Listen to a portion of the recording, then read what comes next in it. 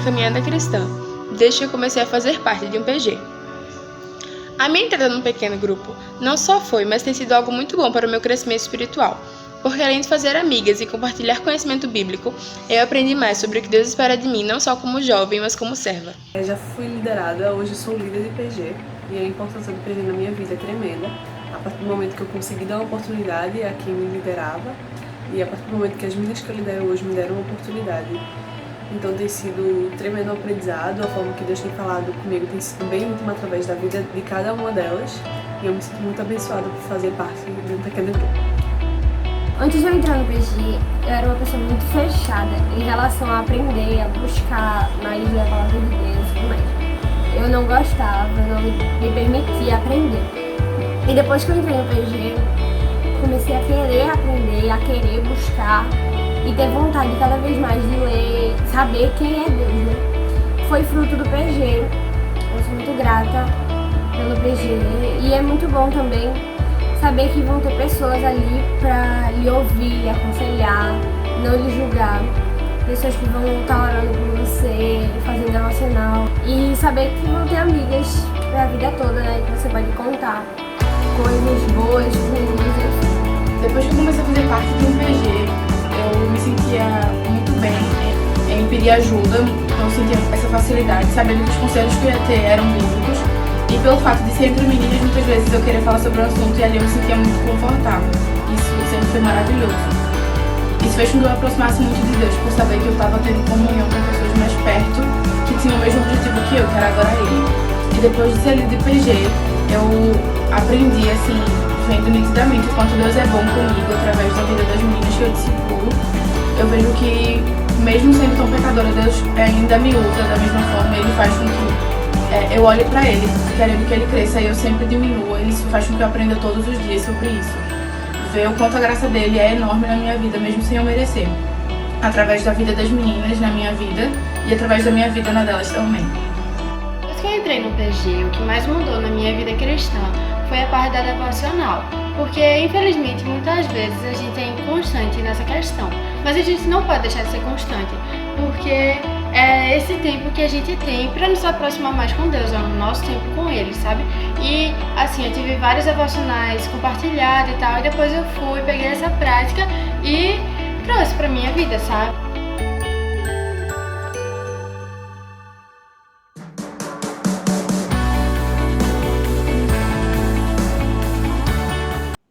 Seja muito bem-vindo ao nosso ambiente de culto online. Você pode nos acompanhar aqui pelo YouTube, mas também você vai nos encontrar no Instagram, que vai aparecer aqui o nomezinho Quero Reset. Nos procura no Instagram, mas também temos uma novidade. Você pode nos encontrar agora no Spotify. Você procurar no Spotify Reset e você vai ter todas as mensagens que estão sendo gravadas a partir de hoje em diante. Mas antes de começarmos a nossa nova temporada Contra a Cultura, eu tenho alguns avisos para você. E o primeiro aviso é: está funcionando a EBD na nossa plataforma digital no Instagram. Você procura no Quero Reset, todo domingo de manhã, a partir das 9h30, está funcionando a EBD. E nós estamos estudando a carta de Paulo aos Romanos. Então, você não perde a EBD e esses são os nossos avisos. Vamos começar agora a nossa série de pregação contra a cultura. E o nosso primeiro capítulo é Machismo e Feminismo submetido à fé em Cristo. Junta todo mundo aí na sala e nos acompanhe. Olá, queridos. Nós vamos ver um pouco daquilo que o Senhor tem dado para nós em relação justamente a um tema na questão da contracultura que é muito importante. Mas antes disso, nós vamos orar ao Senhor, pedindo a Ele que assim nos oriente daquilo que é necessário para a gente entender um pouco sobre a questão do machismo e feminismo à luz da Bíblia. Deus eterno, nós te somos gratos, Senhor, pela tua misericórdia e te somos gratos porque nos permitiste estar aqui. Obrigado, nos conduz em tuas mãos, nós te oramos, em nome de Jesus. Amém. Bem, antes de começarmos, eu vou colocar um texto que é um texto que é o início, que cria mais tarde, lá na frente, um pouco desse debate sobre a questão de machismo e feminismo. A gente vai trazendo um pouco das ideias daquilo que significa, o que é, em cada um deles, para depois a gente falar alguns textos, pegar alguns textos bíblicos que que trazem mais daquela dúvida, gera aquelas dificuldades em relação ao conhecimento. Vamos lá. Gênesis capítulo 2, vamos ler o verso 18 e depois o verso 23 e 24. O verso 18 diz o seguinte: Disse o Senhor Deus, não é bom que o homem esteja só. Farei para ele uma ajudadora, que ele seja idônea. Versos 23 e 24. Disse o homem, esta é agora osso dos meus ossos e carne da minha carne. Ela será chamada mulher, pois do homem foi tomado. Portanto, deixará o homem a seu pai e a sua mãe e unir-se-á a sua mulher, e serão os dois uma só carne. Este foi o início, o pensamento assim determinado por Deus, aquilo que Deus definiu como deveria viver ou como deveria assim constituir a humanidade, como o ser humano, tanto homem como mulher, deveriam coexistir. Foi desta forma. Mas aí surgiram outras coisas. Aí dentro desse contexto, aí nós vemos que o ser humano cai, peca, comete o pecado e daí por diante outras ideias e outras coisas são feitas. E aquele padrão divino daquilo que deveria ser feito como deveriam viver, que era uma só carne, ele acaba quebrando isso. E com o tempo, nos séculos, o tempo que vai passando, isso vai mudando e gerando outros problemas também. Ok? Mas aí a gente precisa entender um pouco. Vamos definir algumas definições daquilo que é machismo e o que é feminismo. Primeiro, vamos às definições do que é o feminismo. Primeiro, algumas definições daquilo que a gente vê hoje. Eu não trarei o contexto histórico, porque se vocês quiserem pesquisar, vocês podem pesquisar sobre a questão dos movimentos, o movimento sufragista e outros movimentos que aconteceram e alguns personagens que entraram e estiveram naquele período. Vocês podem, se quiser. Mas, primeiro, a questão da ideia do que é. Feminismo, aí já começa um problema para algumas que são mais extremistas, porque é um substantivo masculino. E alguns já colocam nisso. É uma doutrina que preconiza o aprimoramento e ampliação do papel dos direitos das mulheres na sociedade. Assim é definido pelo dicionário. Mas o feminismo, ele é um movimento social por direitos civis protagonizado por mulheres, né? Que desde a sua origem reivindica a igualdade política. Entre essa questão da igualdade política está a questão do direito ao voto, não é? Que esse direito ao voto só veio aparecer na década de 20, no século 20, né? A partir de 1920, a partir desse período é que veio essa ideia, veio conseguir trazer essa ideia. E a questão política, jurídica, social entre homens e mulheres. Sua atuação não é sexista, isto é, não busca impor algum tipo de superioridade feminina, mas a igualdade entre os sexos.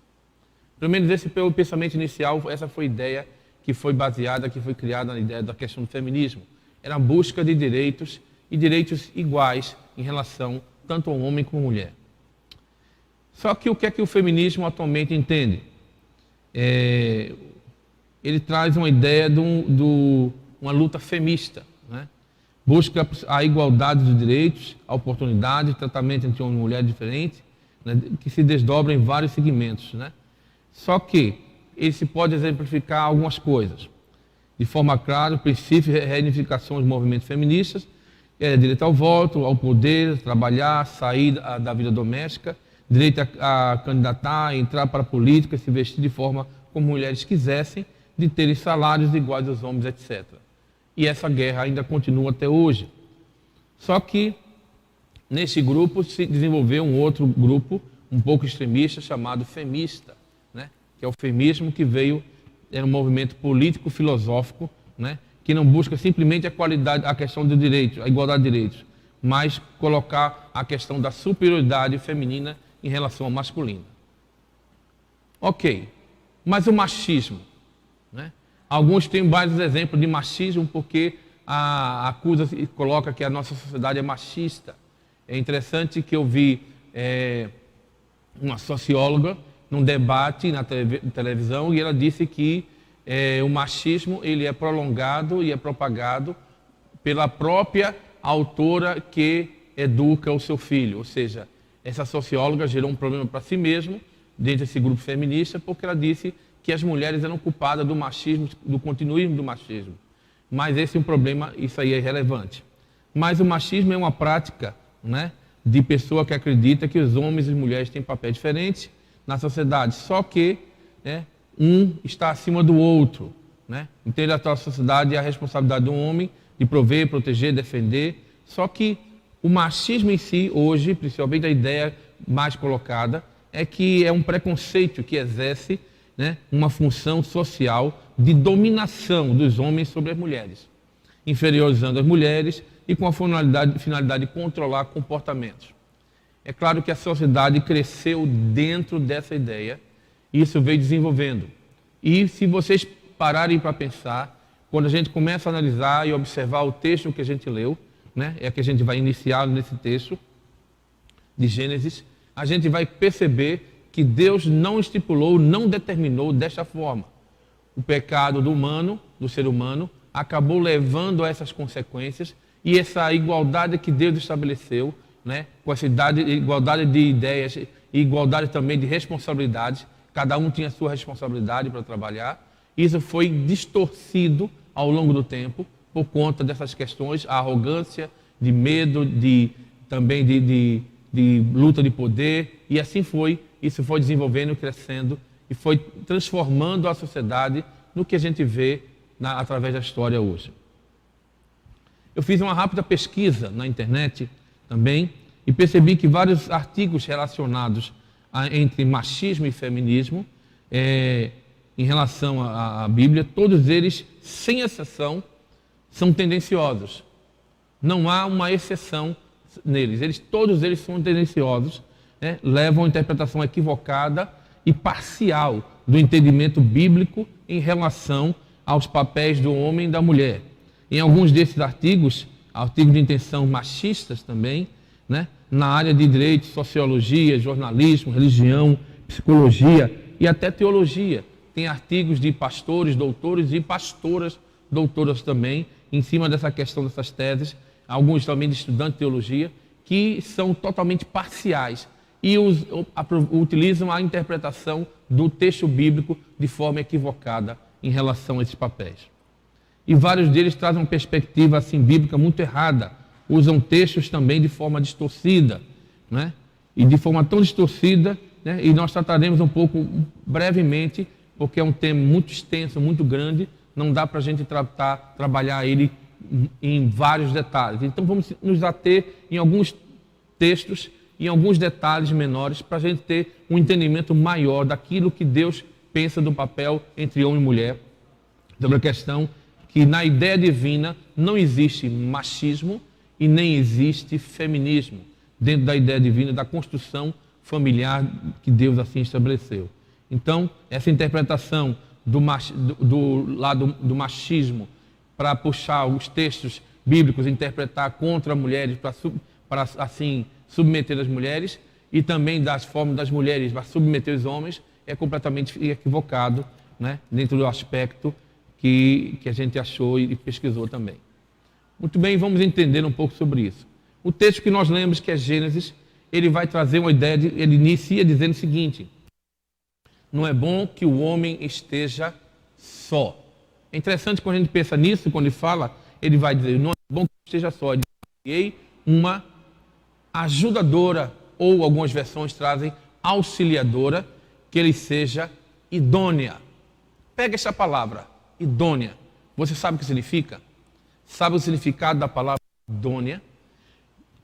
Normalmente, quando as pessoas vão pegar esse texto, alguns para tentar utilizar a ideia, falar a ideia, justificar a posição machista ou justificar uma posição feminista sobre isso, essa supremacia masculina, essa imposição masculina, eles usam esse texto, eles só pegam aquela primeira parte que diz, falhei uma ajudadora, como se fosse simplesmente um apoio, a mulher fosse simplesmente um apoio ao homem, mas nada disso. Então, ela está completamente abaixo do homem, o homem está acima dela, ela é só um apoio para o homem. Então, veja o que a Bíblia fala sobre isso. E Deus dá uma palavra bem interessante, uma ajudadora que lhe seja idônea. Essa é a palavra que traz a questão. Vamos entender. Idônea é um adjetivo que se adequa, que serve perfeitamente ao propósito que se refere, né? Demonstra aptidão, capacidade para ocupar determinados cargos, para realizar determinadas tarefas, etc. Uma idônea, ela é apta, ela é competente, considerada moralmente certa, honesta e íntegra.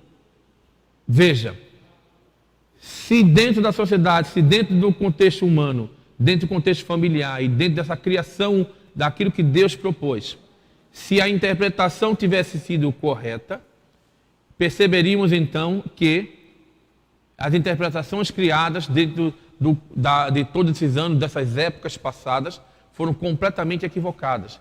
Porque Deus diz que ela seja idônea.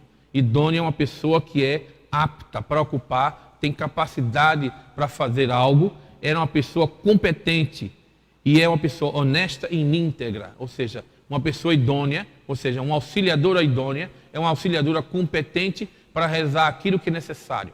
Então, ou seja, dentro desse contexto, Deus está aí, neste texto, valorizando o papel da mulher. Ele já inicia, neste texto, nesse primeiro texto, valorizando o papel da mulher. Primeiro, ele percebe a necessidade do homem, que o homem, ficando só, não poderia, assim, trabalhar completamente aquilo que Deus fez, que é para cuidar da humanidade, daquilo que Ele criou. E nessa observação, Deus percebe essa necessidade e coloca isso, traz a mulher para isso. Bem, então nós percebemos que esse adjetivo idônea exalta justamente a posição dessa auxiliadora, dessa ajudadora. Não há aí, segundo a interpretação natural, não é uma condição tendenciosa, nem uma depreciação, e sim uma percepção da visão de divisão de tarefas, embora a tarefa de um é, por conseguinte, diferenciada do outro. Não é? Ou seja, são tarefas diferentes de acordo com a sua constituição biológica. É claro que a gente precisa entender uma coisa. A gente não pode ler o texto simplesmente solto, abertamente livre, só aquele texto ali, arrancar e jogar dentro do universo. Esse texto está acompanhado de um contexto maior ali. Nós precisamos analisar esse contexto. E para a gente entender isso, nós temos que pensar que essas evidências, esses acontecimentos, dentro daquela época, eram bem distintas. Por quê?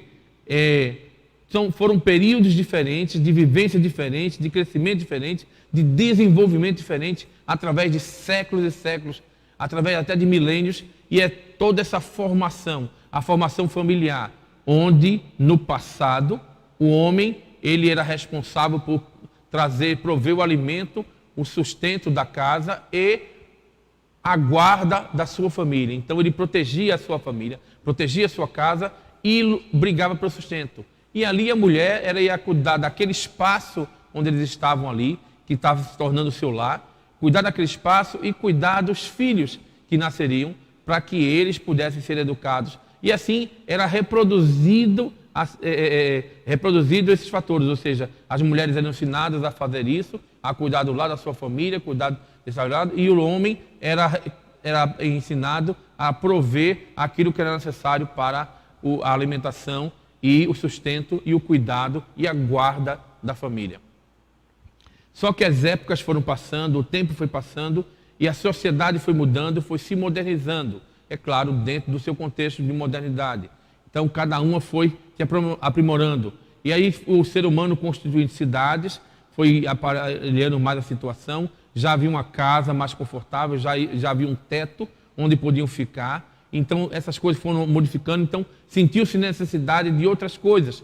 E é claro que isso vai crescendo. Então, se a gente perceber, aquelas pessoas quando surgiu o movimento feminista, né, a partir do século XIX, entre o século XVIII até o século XXI, hoje, todas essas pessoas que estão ligadas a esses movimentos, elas estão enxergando essa perspectiva bíblica, essa perspectiva daquilo que Deus deixou aqui, para a gente ter essa compreensão do que Deus criou como família, como sociedade. Elas enxergam a partir do seu ponto de vista, dentro do contexto que elas estão vivendo. Ou seja, elas não conseguem perceber o contexto real, nem fazer a comparação correta em relação a isso. Elas precisam entender tudo isso que está acontecendo. E é interessante que Deus, mesmo assim, se o ser humano viesse trabalhando nesse viés, é claro que isso não teria acontecido. O ser humano não teria exercido essa questão de poder e dominação, e ao ponto de dominação tão completa de querer dominar até a mulher. Tanto é que a gente pode ver isso dentro da sociedade, que o ser humano, com essa questão de poder, por conta do pecado que incurtiu-se nele, essa sua arrogância, essa sua ambição, fez com que ele fizesse o quê? Ele oprimisse não só os da sua casa, mas oprimisse outros fora da sua casa. E aí originou-se a ideia da escravidão, e cresceu-se essa ideia de escravidão, e de ter servos e servas, escravos à sua disposição para o servir, para que ele não precisasse mais fazer aquilo, ou seja, aquela função que ele tinha de ir agora estabelecer o provimento da sua família, não era necessário correr atrás, porque ele tinha servos para fazer isso. Então veja que a sociedade ela foi se mudando e se adaptando com o passar do tempo. Por exemplo, o contexto da desobediência ao comer o fruto é um exemplo disso. Aí alguns usam esse texto para dizer que nessa concepção, não, a mulher que ela perdeu aí, era culpada do pecado que entrou aí.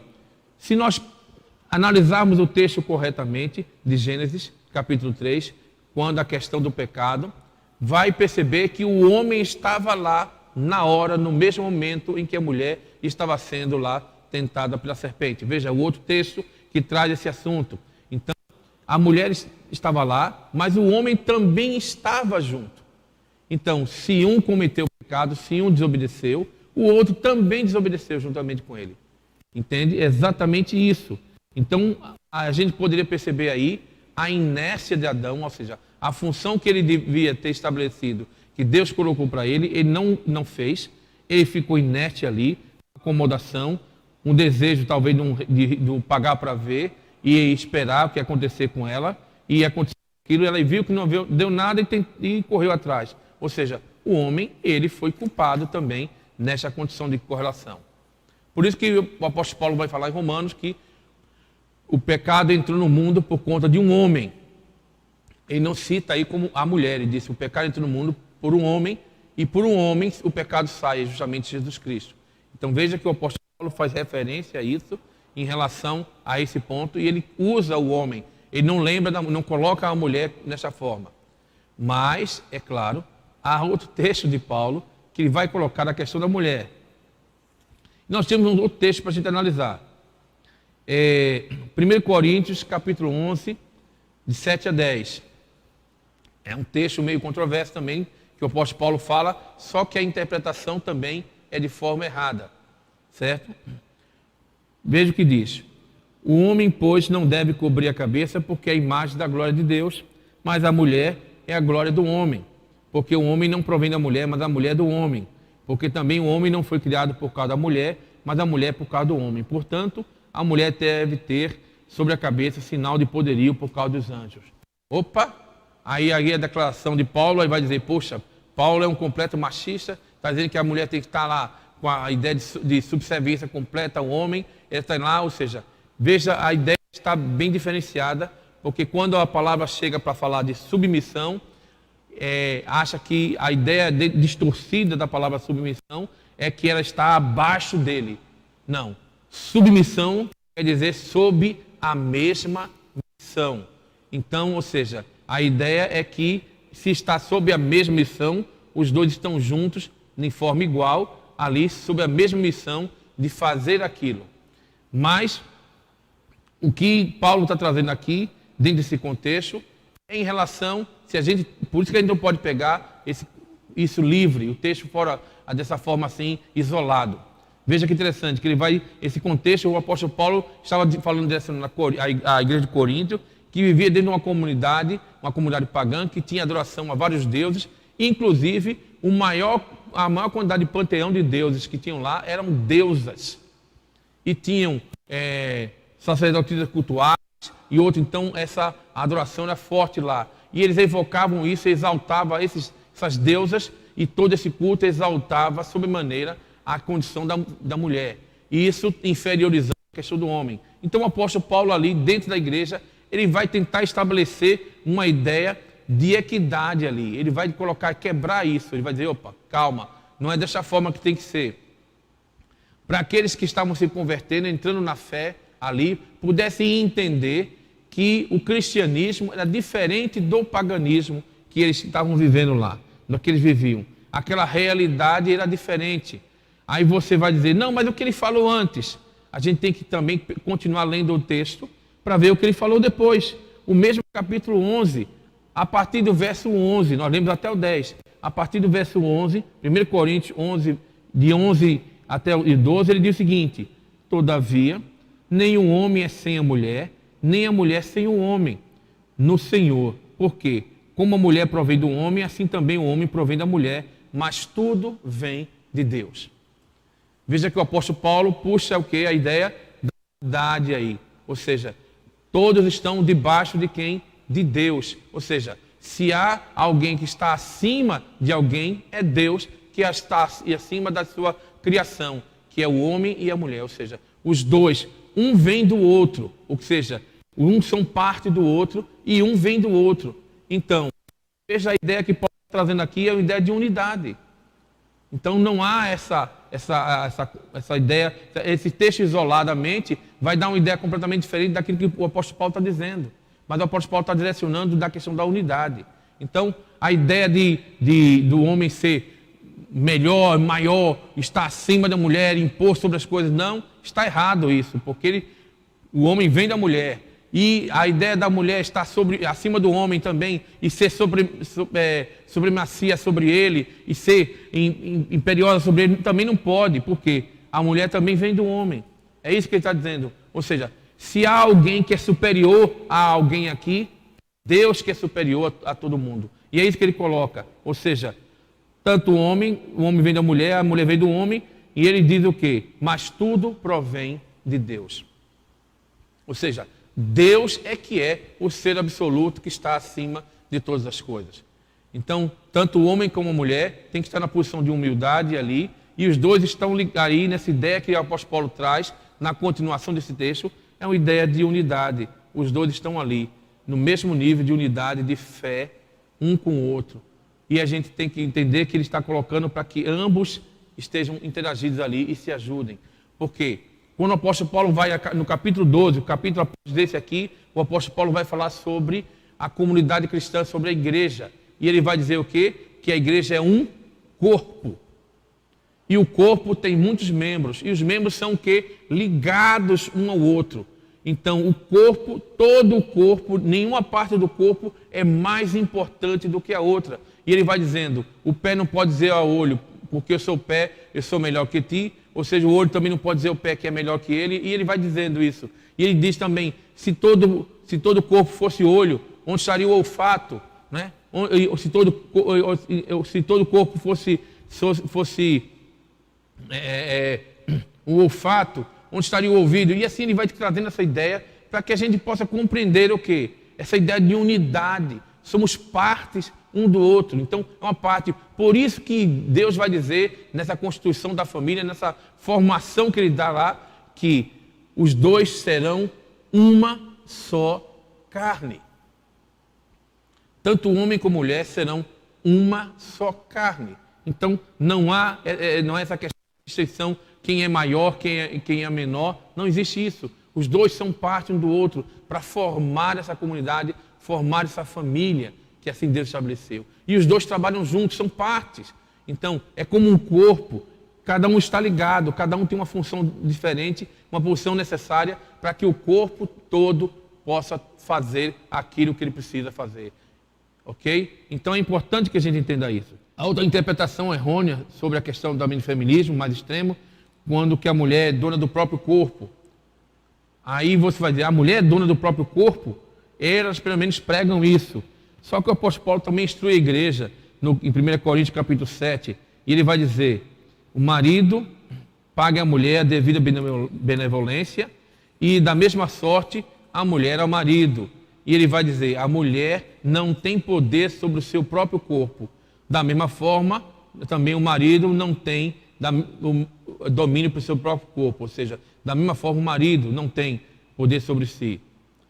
Então, ou seja, quem tem domínio sobre ele, sobre o corpo dele é a mulher, e quem tem domínio sobre o corpo da mulher é o homem. Então, ele vai trazer essa ideia, ou seja, um não tem nada, não está acima do outro, não tem domínio sobre o outro. Então, quando há um casal, os dois estão juntos, estão unidos ali, nenhum é maior que o outro e nenhum é livre do outro. É um pacto formado, é uma união ali, os dois são uma só carne. Por isso que Jesus vai dizer, o que Deus uniu, não separe o homem. E ele vai dizer isso. E o texto, no final do texto, ele vai dizer o seguinte, desse capítulo 7, a mulher não se aparte do marido. E no final diz, o que o marido também não deixe a mulher. E ele fala, isso é contrário à vontade divina. É contrário à vontade divina. Essa ideia de, eu sou livre, não existe. Essa liberdade é completamente diferente.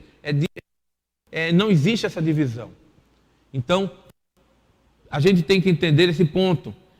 Outro ponto que a gente tem que compreender também é em relação à lei. Nós temos o que da lei? A lei é bem clara. A lei diz o que? Na Constituição.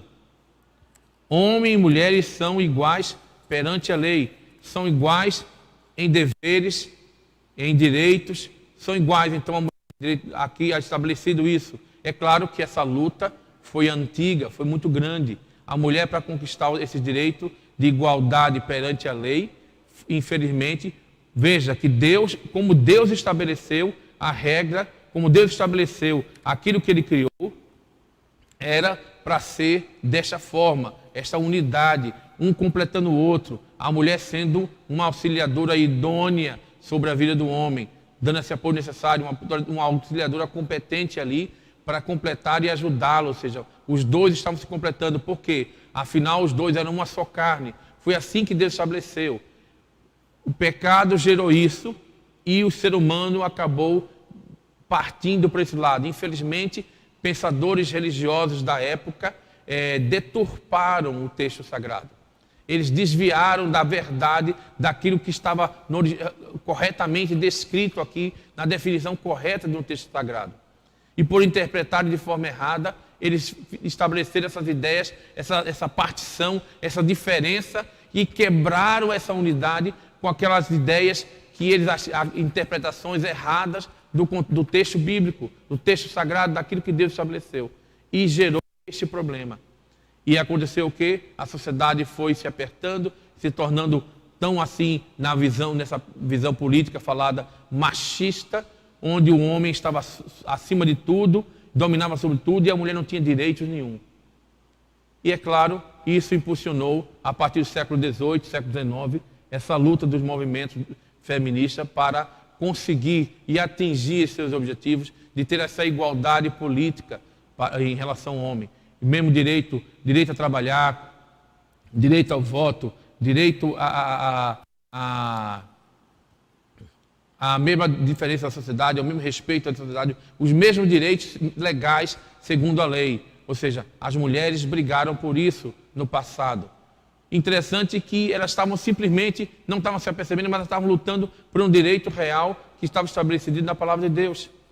Só que, infelizmente, essa luta por esses direitos virou um outro extremo. Virou um outro extremo, que é o feminismo, que é um extremo, é um machismo às avessas, que está começando a exigir uma supremacia acima dos homens, que não existe. Pelo que Deus estabeleceu, os dois são uma só carne. Os dois são um parte um do outro. Então eles deveriam estar juntos. Eu vou ler só a minha parte final aqui da ideia, né? Porque, como eu falei, esse texto, esse tema de contracultura sobre machismo e feminismo é muito grande. Não dá para a gente entrar em tantos detalhes. Mas eu queria que vocês nesse detalhe daquilo que é uma realidade da conclusão do que está no texto sagrado. Como eu falei, a Constituição é bem clara. Homens e mulheres têm igualdade perante a lei. E Deus não lhe escolheu esse direito.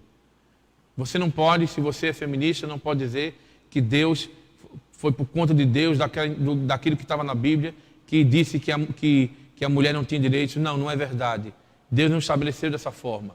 E o homem também não pode dizer que ele tem direito totais acima da mulher, porque também não foi dessa forma que Deus estabeleceu. Não foi assim que foi feito. Deus não tolheu esse direito. O homem é um sacerdote do lar. E se ele se perder, toda a família se perde. Ela é o equilíbrio do lar. Ela é a auxiliadora idônea, né? Se ela se perder, também a família inteira cai, se perde.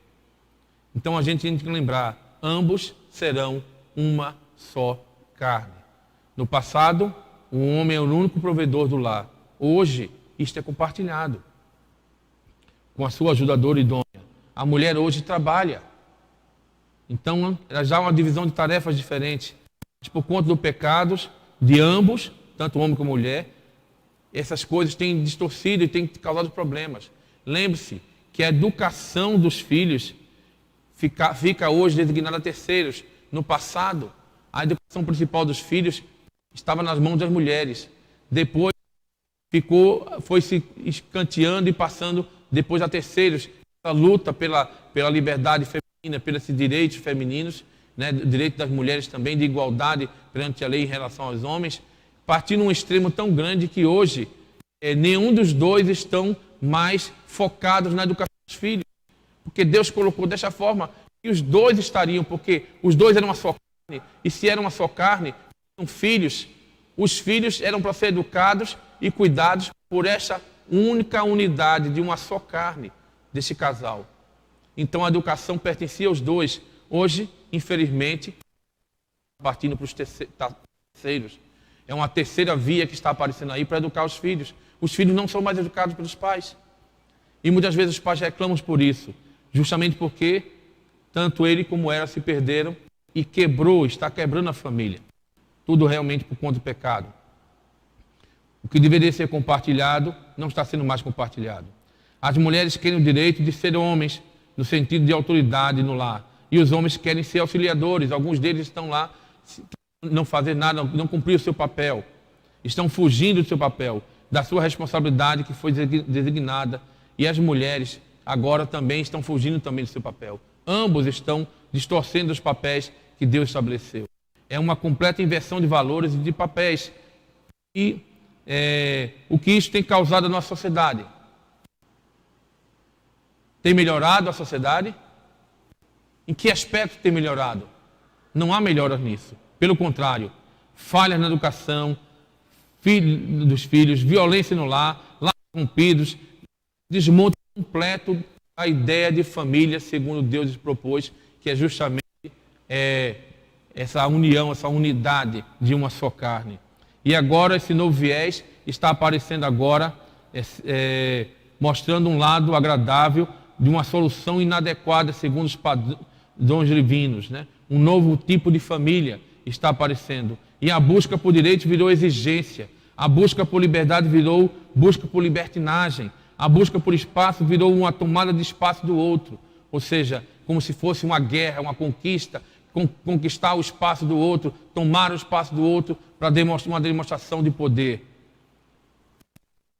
O que nós devemos fazer é voltar aos padrões divinos dos papéis entre homens e mulheres, para que assim a gente possa viver como uma só carne, segundo os padrões que ele estabeleceu, uma unidade. E lembre-se que é uma unidade não simplesmente física, é uma unidade em amor, onde os dois podem trabalhar juntos. Então essa ideia de feminismo e machismo não existe no contexto bíblico. É uma ideia usada por conta do pecado do ser humano, por conta do pecado tanto do homem como da mulher, que gerou todo esse problema durante séculos, arrastou durante séculos e criou toda essa perspectiva falsa daquilo que deve ser a família, daquilo que deve ser uma sociedade. Então, se nós percebermos disso, nós temos que lutar para voltar aos padrões divinos. Os padrões divinos são bons, não são ruins. São padrões que valorizam tanto um como o outro, e os seus papéis nas suas funções, para que possam assim ser uma só carne, ser uma família completa, perfeita, unida, sem falhas, segundo o padrão de Deus. E que Deus possa abençoar você, sua vida. É claro que esse viés do feminismo de machismo, e ainda tem muitos detalhes, muitas coisas. Eu poderia entrar, mas eu me ativo na questão bíblica, que é mais importante, que é uma questão que hoje está sendo usada de forma errada. Continua sendo usada de forma errada. Usada no passado e ainda está sendo usada hoje de forma errada. Então, pense nisso. O que a palavra de Deus traz é uma questão de unidade, uma perfeição daquilo que Deus criou, conforme a sua criação. Deus abençoe você, a sua vida. Amém?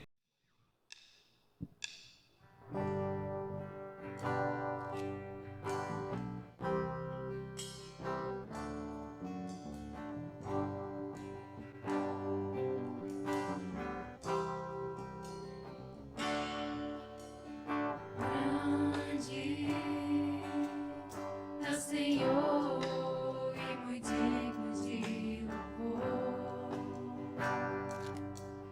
na cidade do nosso Deus, o santo monte.